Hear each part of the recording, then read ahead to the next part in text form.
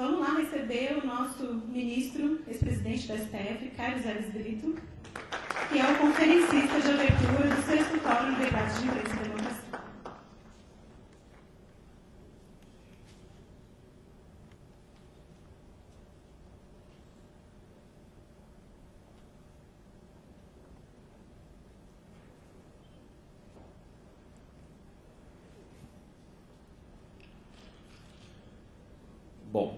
Bom dia mais uma vez a todos. Essa conferência de abertura, ela tem, como foi dito aqui pela nossa mestre de cerimônia, liberdade de imprensa e ano eleitoral. Aí um questionamento. Há limite para o jornalismo? Esse nós vamos ter a grata satisfação de ouvir o ministro Aires Brito nessa manhã de hoje. O ministro Aires Brito, como vocês sabem, ele dispensa apresentações. Foi ministro do Supremo Tribunal Federal, foi presidente daquela corte, foi também ministro e presidente do Tribunal Superior Eleitoral, acadêmico, professor, um advogado brilhante, agora passou para o lado de cá do balcão, e com uma característica muito importante para nós do meio jurídico, nós do meio da sociedade de forma geral. O ministro Aires Brito, ele é um humanista e um poeta também. Então todas as suas falas, as suas intervenções são muito agradáveis. O ministro chega a ser irritantemente calmo. Tirar o ministro do sério, eu não consegui ainda assistir. Hoje no Supremo Tribunal Federal isso é muito fácil, nós assistimos TV Justiça, isso, mas o ministro eu nunca vi, nas mais calorosas discussões, alguém conseguir tirar esse sorriso maravilhoso e essa serenidade desse nosso amigo. Ministro, com a palavra.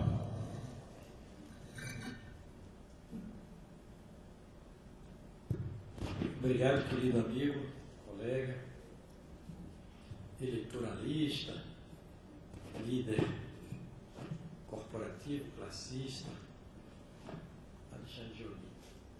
Bom dia a todos.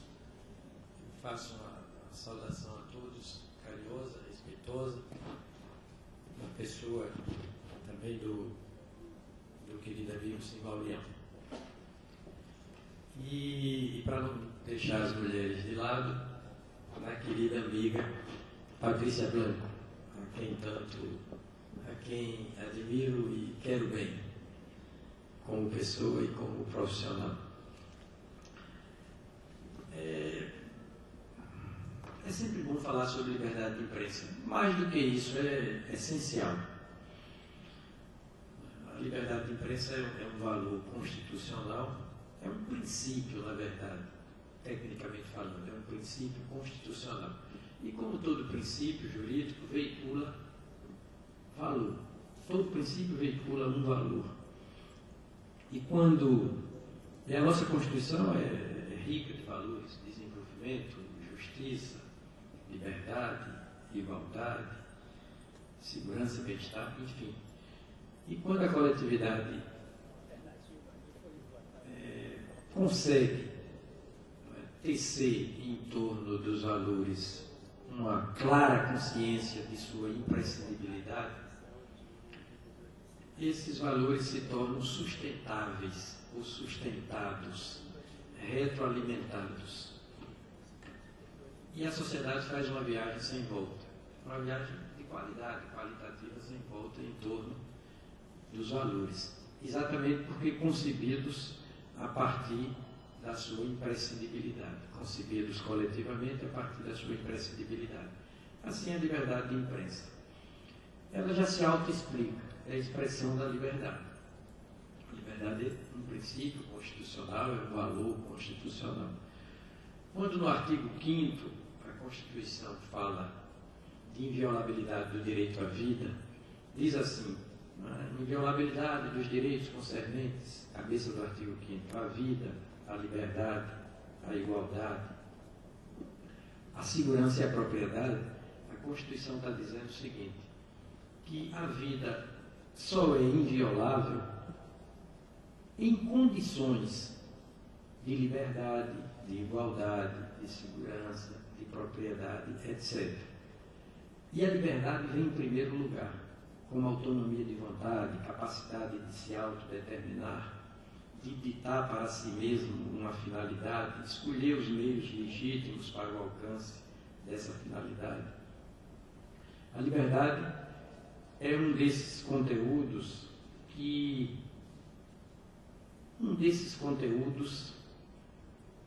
mais do que proteger e promover o homem biologicamente, o ser humano biologicamente considerado, né, esses conteúdos protegem o ser humano biograficamente considerado.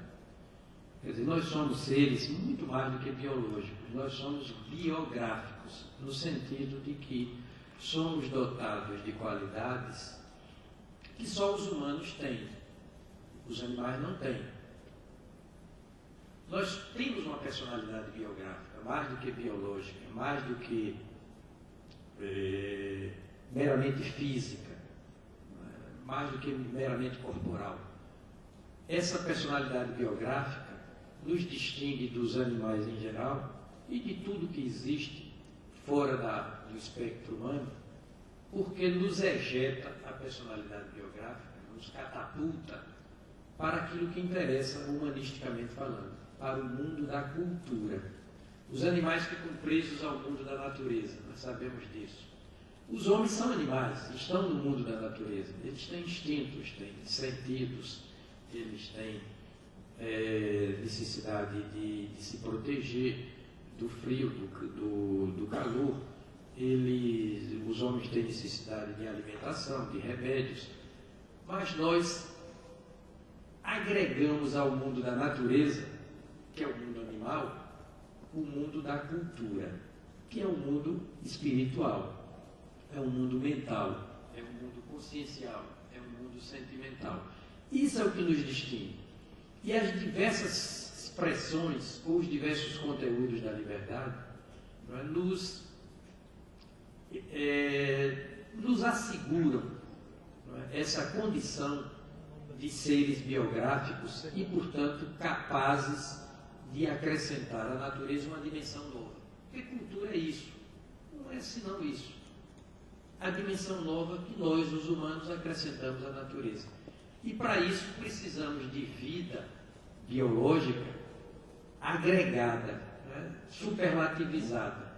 Vida biológica em condições de liberdade, igualdade, segurança, fraternidade, desenvolvimento, bem-estar, pluralismo, impessoalidade, moralidade, etc, etc. A liberdade de imprensa se inscreve nesse âmbito da liberdade como conteúdo da personalidade biográfica do ser humano.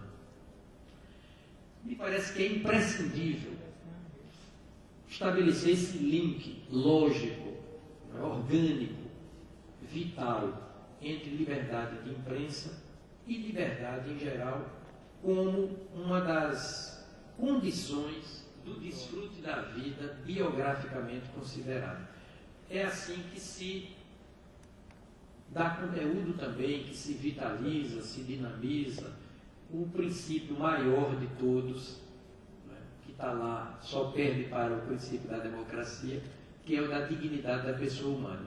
O princípio da dignidade da pessoa humana passa pela proteção e promoção da vida humana em condições, entre tantas coisas de que já falei, de liberdade. Imprensa é liberdade.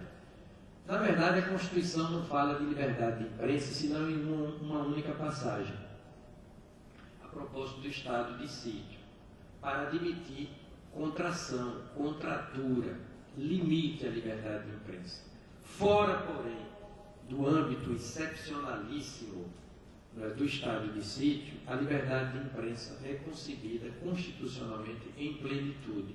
Isso está no parágrafo 1º do artigo 220 da Constituição, a liberdade de imprensa ali referida no parágrafo 1º do artigo 220 da Constituição, como liberdade de informação jornalística.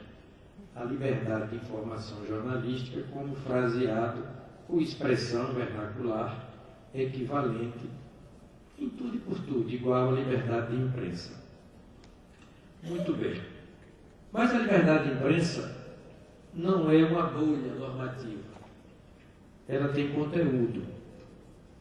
Ela não é uma formulação, uma prescrição jurídica oca.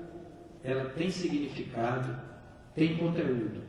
E são 4 os conteúdos da liberdade de imprensa. E eu já me apresso em indicá-los.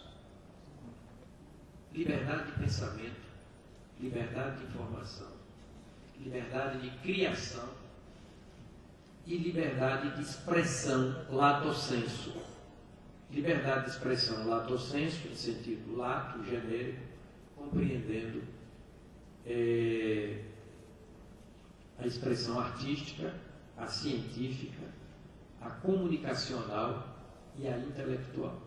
Então, a própria Constituição declina, revela, explicita os conteúdos da liberdade de imprensa. Acontece, e aí já começamos a ver o problema, o tema, por uma perspectiva um pouco mais polêmica.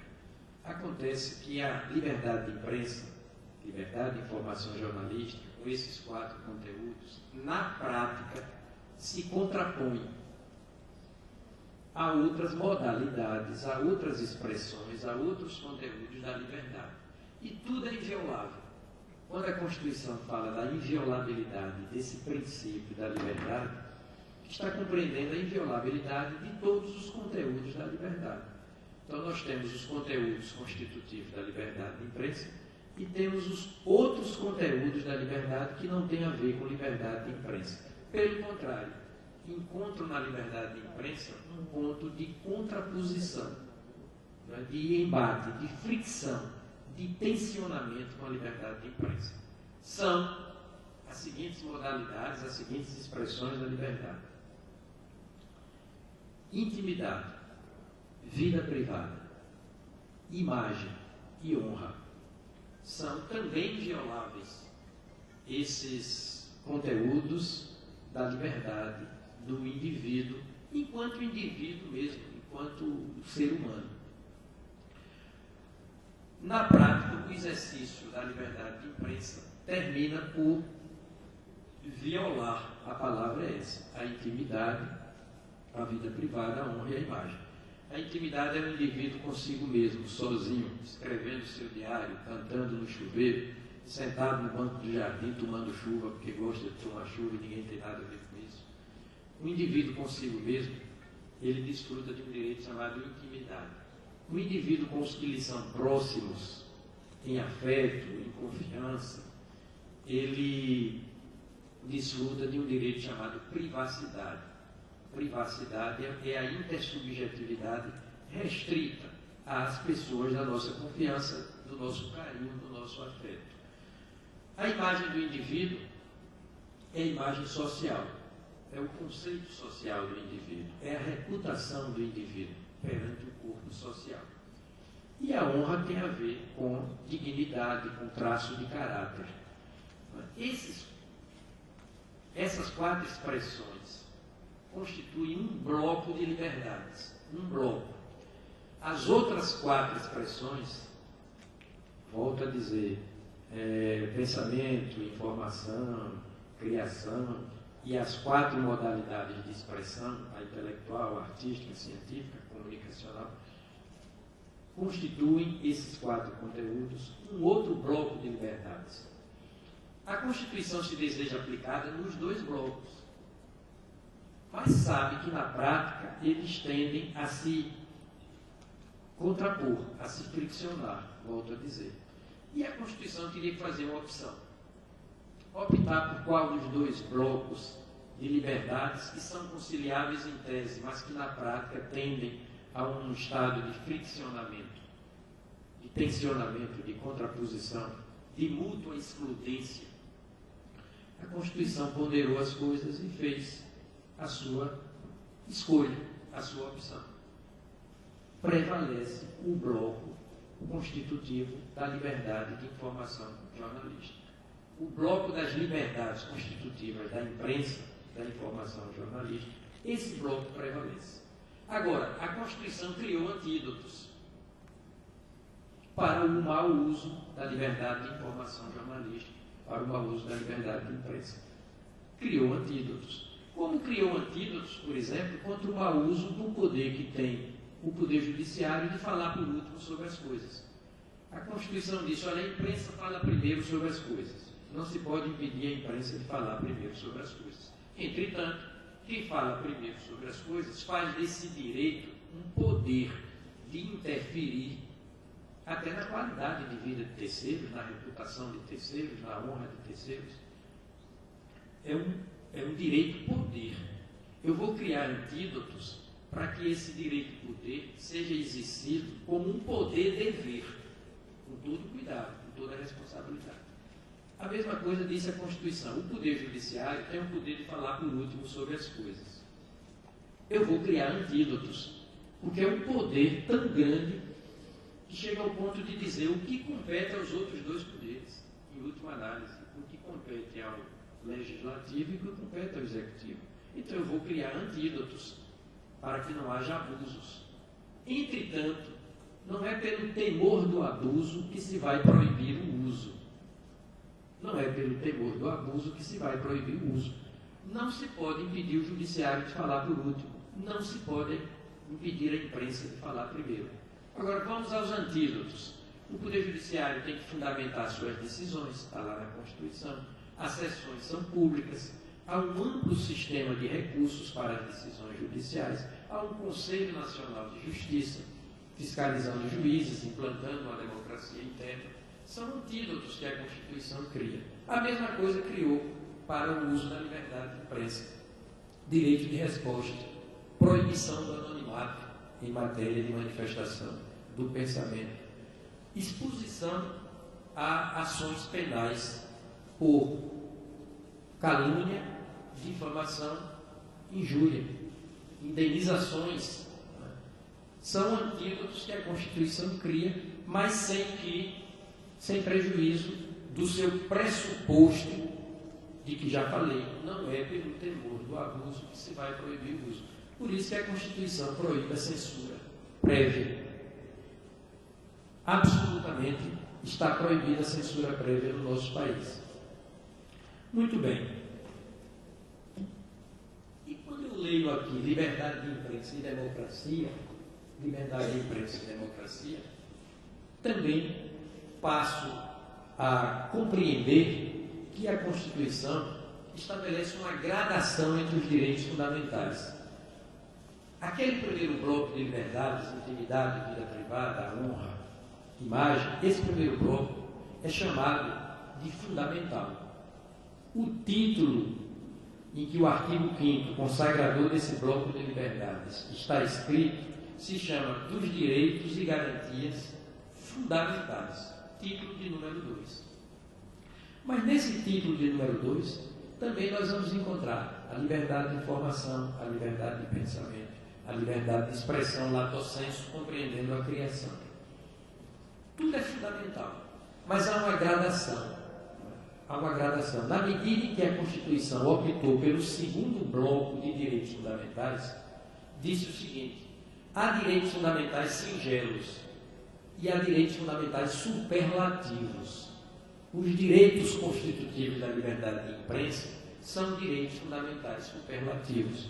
É preciso que a coletividade teça em torno dessa matéria uma compreensão clara da superlatividade do bloco de liberdades de imprensa constitutivas da chamada liberdade de imprensa.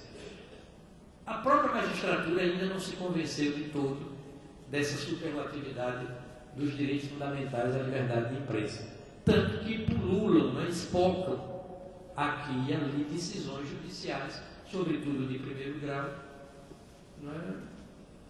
limitadoras indevidamente da liberdade de imprensa. Não foi o que sucedeu com o Supremo Tribunal Federal.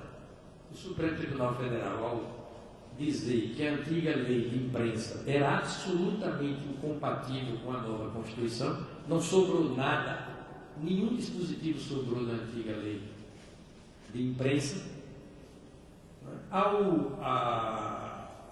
O Supremo Tribunal Federal já reafirmou a plenitude da liberdade de imprensa. Há uns 2 ou 3 meses atrás, talvez um pouco mais, estávamos aqui no Brasil discutindo sobre biografias. não é?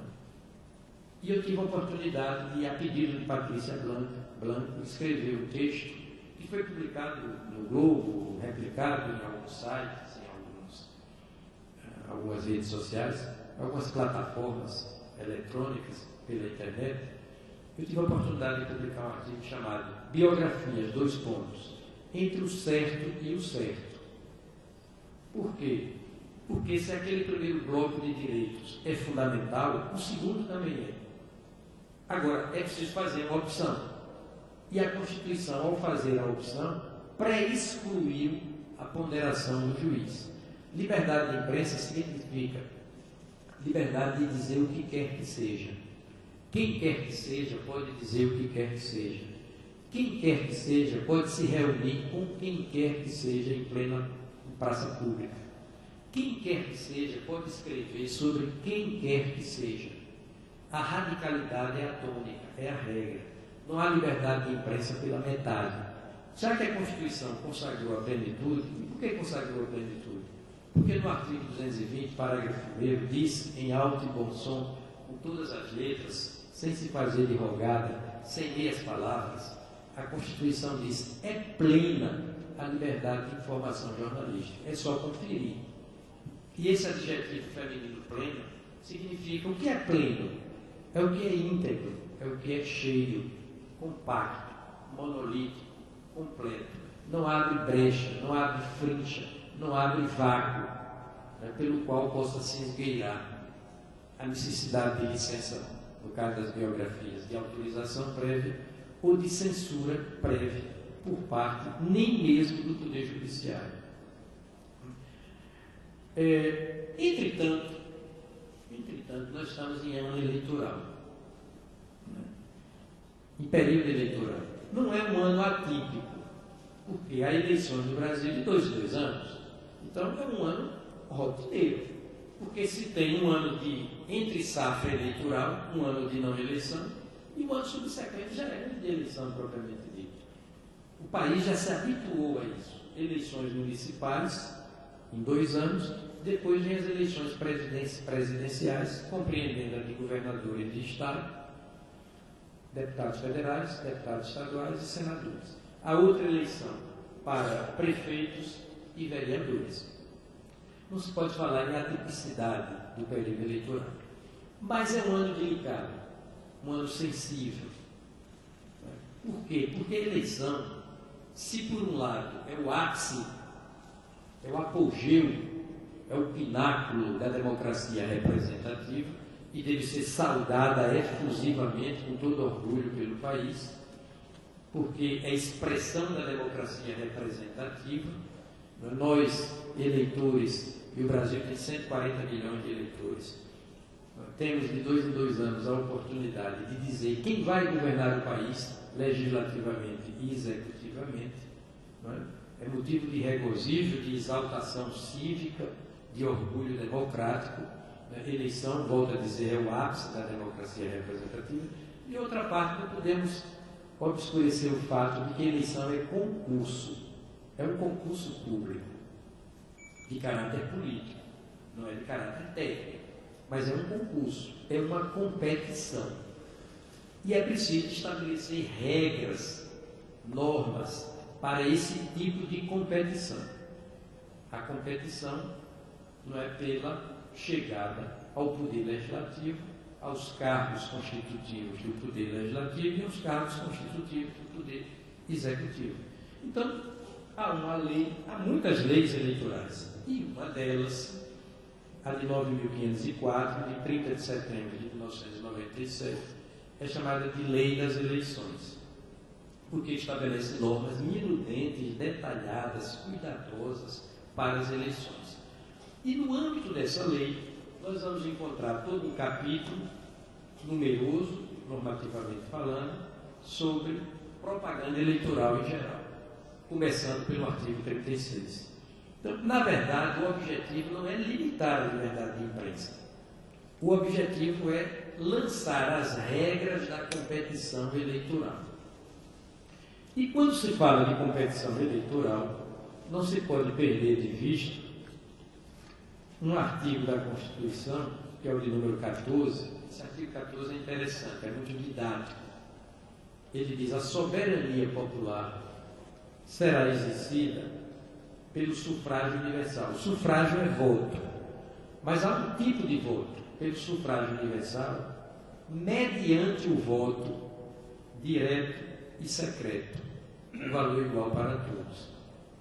E prossegue o artigo para falar de plebiscito, referendo, iniciativa popular, que não vem ao caso aqui comentar. Essa soberania popular, que se manifesta pelo sufrágio universal, mediante o voto direto e secreto, que é o voto ao mesmo tempo periódico e universal, o voto é universal, periódico, secreto. Esse tipo de soberania se manifesta eleitoralmente. A oportunidade que o eleitor tem de exercitar a sua soberania é o processo eleitoral, em termos de democracia representativa. Se é verdade isso, por outro lado, não é menos verdade que a eleição é um momento mais sedutor, mais excitante, não é, para o poder econômico se manifestar e o poder político tentar se perpetuar. A matéria é delicadíssima, a disputa do poder de governar a coletividade, legislativa e executivamente, é uma disputa acirrada, é uma disputa que faz lembrar Epicuro, o filósofo grego, que dizia: quando a tentação chegar, ceda logo antes que ela vá embora. O candidato a cargo político tende a usar de todos os meios, de todas as armas, há uma tendência para chegar ao poder, porque o poder político, seja o legislativo, seja o executivo, que é o poder de governar a polis, toda a sociedade política, dizia Henry Kissinger, ele é afrodisíaco, ele sobe a cabeça das pessoas. O poder político dá aos seus detentores uma sensação agradabilíssima de ilimitabilidade, de quebra de finitude. Há uma tendência do detentor do poder político de achar que pode tudo lhe é permitido. A regra republicana de todos são iguais perante a lei, isso não, na cabeça do político, de ordinário, não funciona.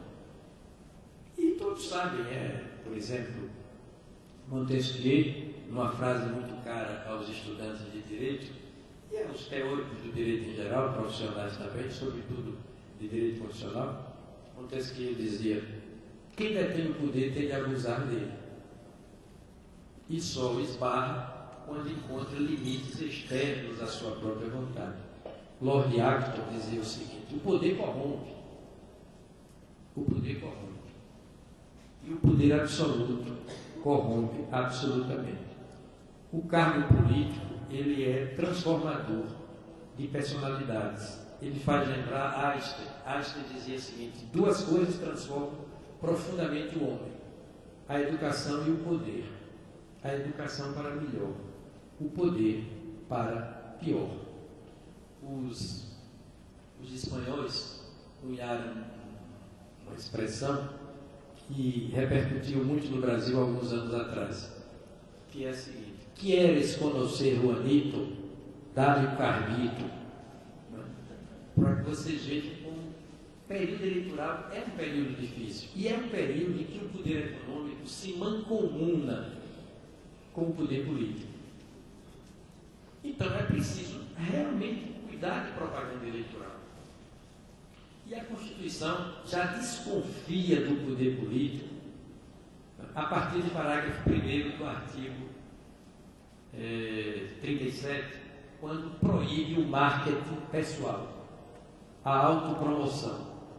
Proíbe que, a pretexto de publicizar os feitos, as empreitadas, os atos, os serviços, os programas públicos, o governante faça marketing de si mesmo, faça o autoelogio e se apresente perante o público como o verdadeiro responsável, por aqueles feitos da administração pública. Por isso que esse artigo 14, a que me refiro, no seu parágrafo 9, diz o seguinte: lei complementar estabelecerá outros casos de inelegibilidade e os prazos de sua cessação, a fim de proteger a probidade administrativa, a moralidade para o exercício do mandato, considerada a vida pregressa do candidato, e vem o que mais interessa, e a normalidade e legitimidade das eleições, contra a influência do poder econômico ou o abuso do exercício de função, cargo ou emprego na administração direta ou indireta. É isso que leva a legislação a cuidar do processo eleitoral como uma competição pública, que é um concurso público, não é, de caráter político, no sentido de assegurar aos contendores, aos competidores, o que é próprio de todo concurso público. O que é que acontece com os candidatos de um concurso público? Devem concorrer em igualdade de condições.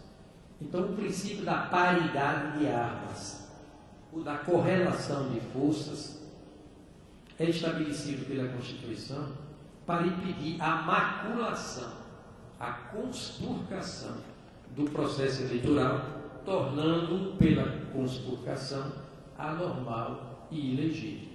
Então, em verdade, não se está cerceando a liberdade de imprensa. O que se está é a dispor sobre regras necessárias para uma competição, a mais delicada de todas, que deve se pautar pela paridade de armas, pela correlação de forças, notadamente diante de uma tradição que não é boa nossa, é das piores, de interferência indevida do poder econômico no processo eleitoral e do poder político. O poder político em especial, porque se permitir que a pretexto, né, de publicizar atos públicos se faça promoção pessoal, o princípio republicano da rotatividade do exercício dos cargos executivos e legislativos também fica seriamente comprometido.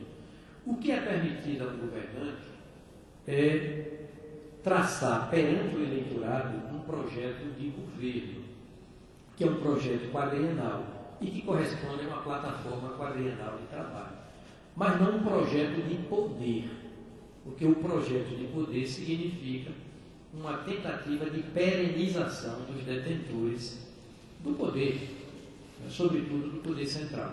Então, a Constituição traça nessa lei, chamada de Lei das Eleições, regras que, a meu juízo, se justificam. Eu vou antecipar certamente uma pergunta do querido amigo Alexandre Jobim, que, além de tantas virtudes profissionais e pessoais, é um excelente laboralista, não é só, é um excelente eleitoralista, não só um profissional como um teórico. E ele certamente vai querer me perguntar se essas regras ainda se justificam nos dias de hoje, de limitabilidade, né, da propaganda eleitoral, dos meios pelos quais os candidatos disputam a preferência do eleitor. Bem, combinadamente com os organizadores desse oportuníssimo encontro, eu vou reduzir um pouco o tempo da minha própria exposição. E fico feliz com essa, para favorecer o debate, e fico feliz com essa redução, porque me convenço de que os ouvintes têm o direito a uma razoável duração do discurso. Essa história de razoável duração do processo se estende também para as plateias que ouvem esse ou aquele expositor. E quando a verdade é essa, quando a gente abre demais o leque do discurso, dá um calor danado em quem ouve, né? Acho que o debate é muito mais excitante, é muito mais instigante. Muito obrigado pela atenção que eu fui.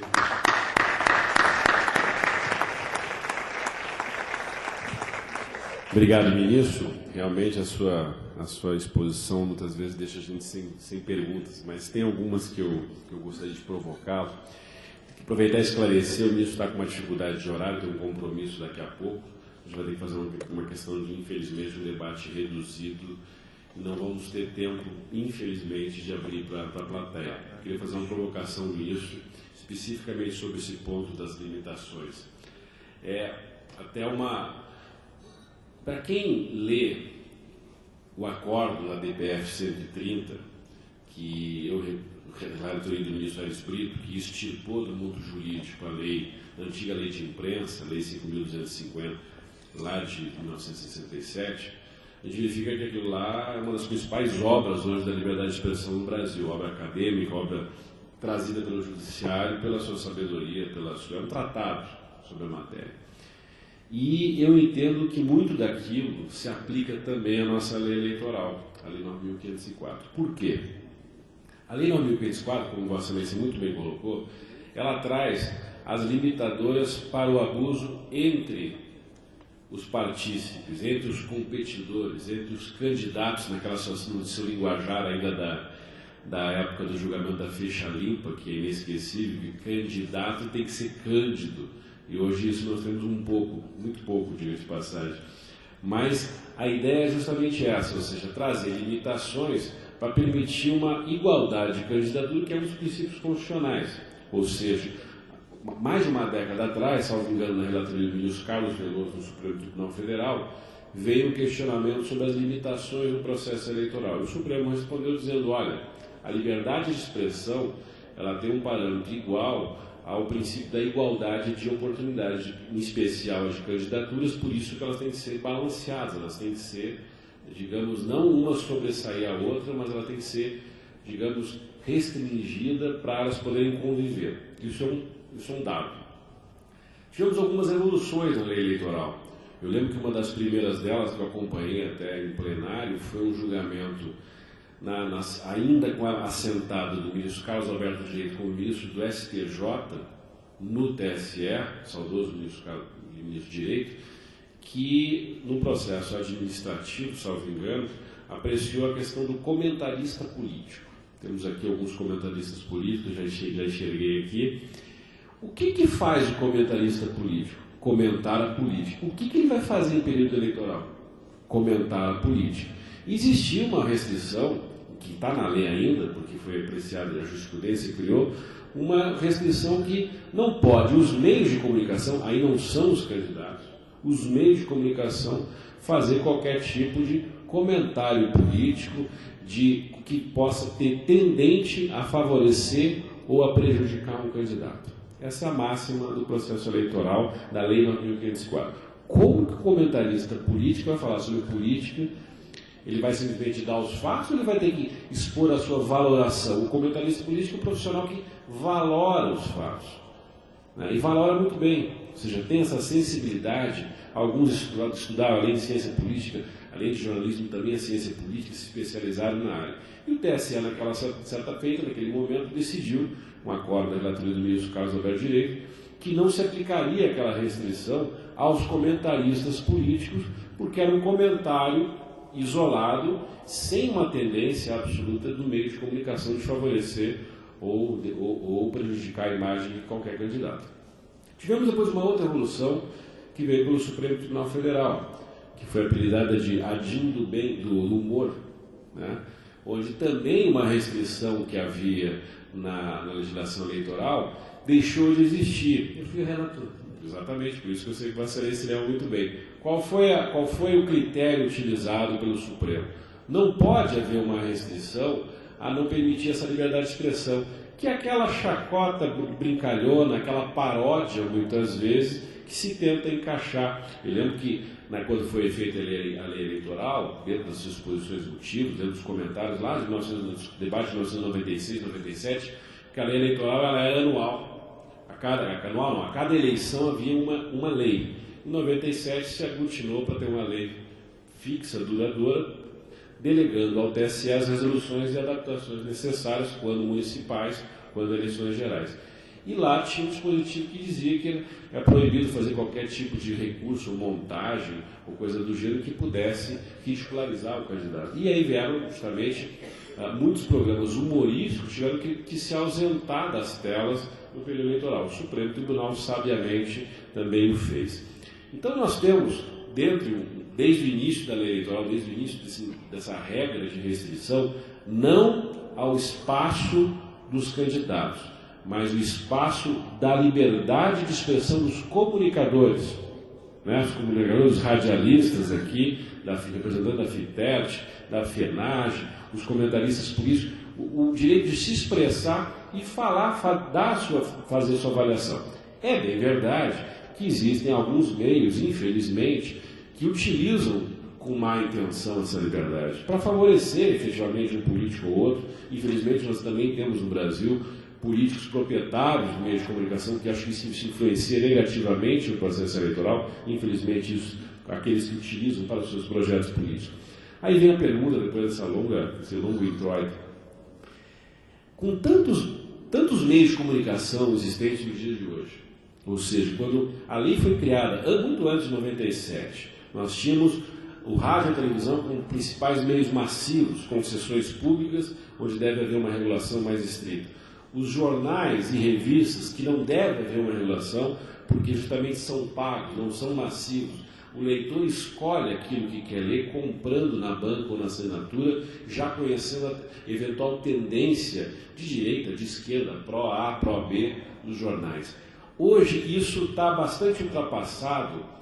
Não a expertise e a capilaridade tanto dos jornais e revistas quanto do rádio e televisão, chamados meios tradicionais, mas hoje nós temos o fenômeno da internet, onde nós não somos passivos, somos ativos, nós buscamos a informação.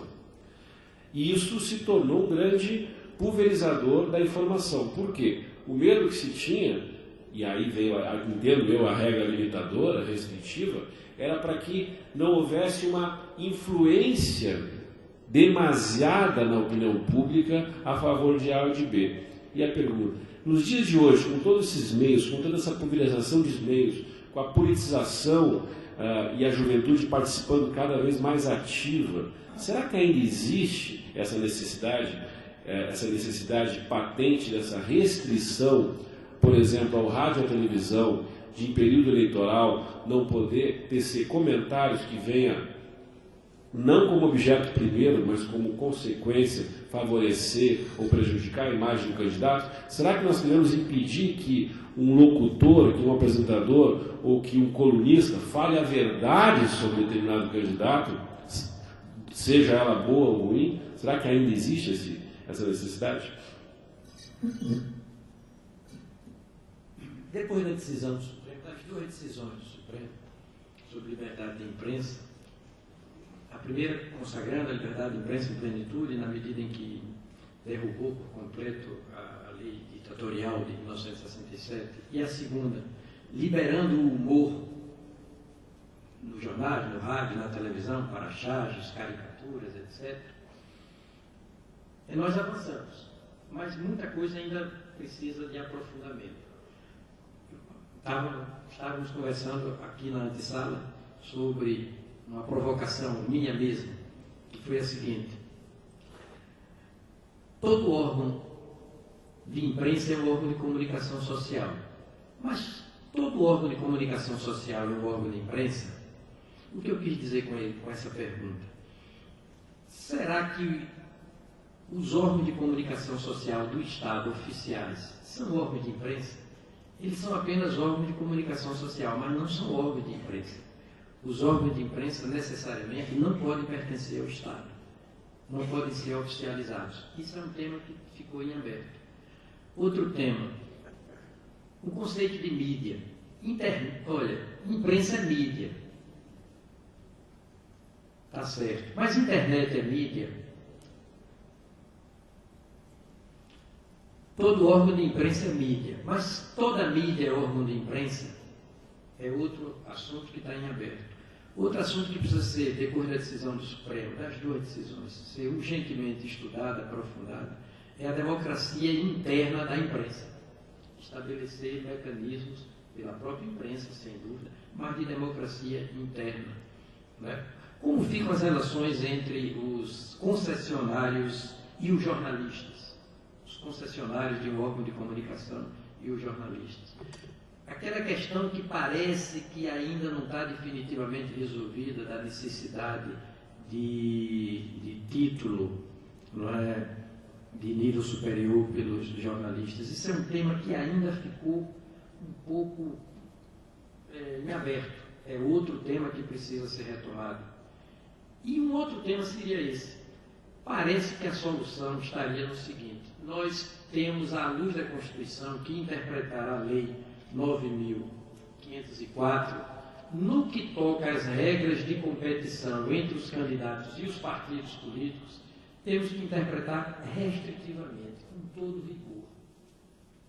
Mas naquilo que respingar para a liberdade de imprensa, aí é preciso uma outra postura interpretativa. O Supremo já deu um passo nessa direção, não é, doutor Alexandre? Quando disse que os pré-candidatos podem ser entrevistados pelo rádio, pelo jornal, pela televisão, podem divulgar sua plataforma de trabalho, suas ideias, os pré-candidatos, logo antes de 5 de julho, que é o ano de caça ao voto propriamente dito. O período de caça ao voto começa propriamente depois das convenções, a partir do dia 5 de julho, no ano eleitoral. O Supremo já começou a abrir, não é? Abrir o seu entendimento das coisas para restringir a interpretação dessa lei no que tange à liberdade de informação jornalística.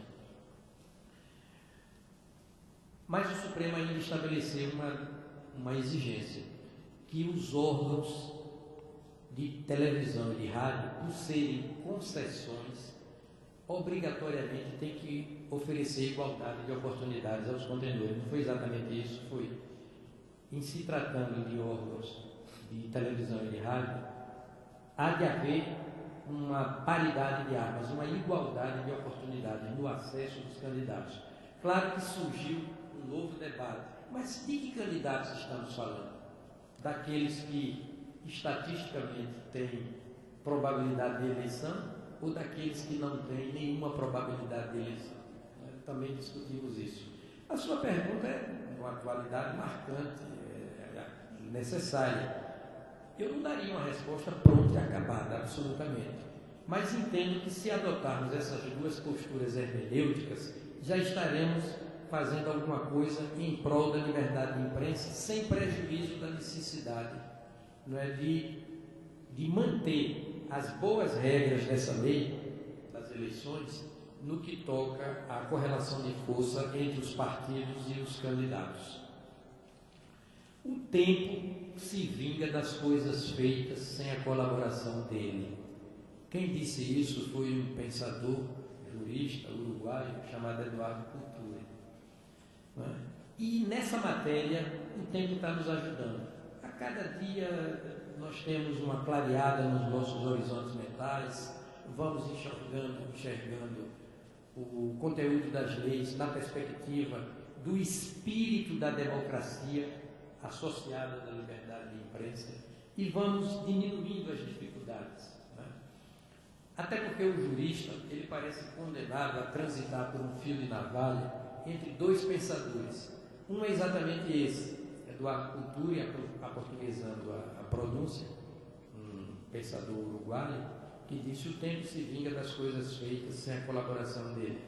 Vale dizer, como a perspectiva óptica, fotográfica, a perspectiva analítica precisa de uma certa distância para entrar em foco. E o outro fio, né, o fio de navalha entre esse pensador e o outro pensador, que foi Victor Hugo. Victor Hugo disse: nada é tão irresistível quanto a força de uma ideia cujo tempo chegou. Por exemplo, chegou a ideia da liberdade de imprensa em plenitude, o que nos obriga a reinterpretar essa lei 9.504 sempre que houver risco, não é, de relativização da liberdade de imprensa, mesmo em período eleitoral.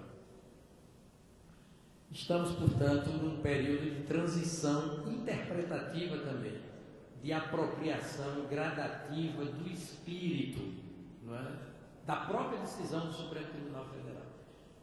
Porque, a despeito dela, muitos juízes ainda Muitos não são muitos, uma micro-minoria de verdade, comparado com o número de juízes no Brasil, porque só de juízes estaduais nós temos quase 15 mil juízes. Uma micro-minoria de juízes ainda se contrapõe à própria decisão do Supremo, impondo restrição à liberdade de imprensa. Então, congressos como este que estamos a vivenciar, experienciar nesse momento, eles têm essa virtude, esse préstimo, não é, de nos levar a todos a uma reflexão mais aprofundada sobre as coisas. Eu tendo a acompanhar o seu ponto de vista, até porque eu seria incoerente se não fizesse. Eu já sou acusado demais de libertário. Eu tendo a acompanhar. Mas, ao mesmo tempo, não quero deixar de puxar o freio de mão, né, no que tange a estrita, não é, necessidade de observar a lei quando impede que o poder econômico e o poder político, em período eleitoral, pelo menos se assanhem demasiadamente. Eu acho que essa lei é meritória no que tange a contratura imposta ao poder econômico e ao poder político. No que tange a liberdade de imprensa, postulo também a sua reinterpretação, numa perspectiva muito mais solta. Muito obrigado, ministro. O ministro realmente, como tiver, é um apaixonado pela liberdade de imprensa e de expressão, lato sensu falando, tanto é que participa conosco, como dentro do Conselho Consultivo do Instituto Palavra Aberta, que é dirigida pela Patrícia Blanco, que tem feito um trabalho justamente da mesma forma que o Portal Imprensa, mantendo esse debate. Teremos até aproveitar para um convite a todos, um evento que vai haverá na Câmara dos Deputados no dia 13 pela manhã, justamente discutir também a liberdade de imprensa e liberdade de expressão nos mesmos moldes que nós discutimos aqui. Eu queria pedir desculpas em nome do ministro, que tem um compromisso e não pode se estender. Gostaria de ter espaço para debater, mas com certeza não vai ser a última oportunidade que nós vamos encontrar ele, né, Sival? Principalmente aqui nesse evento, já programar o próximo seminário com a presença do ministro Aires Brito. Porque eu agradeço em nome dos presentes e em nome da organização do evento. Muito obrigado.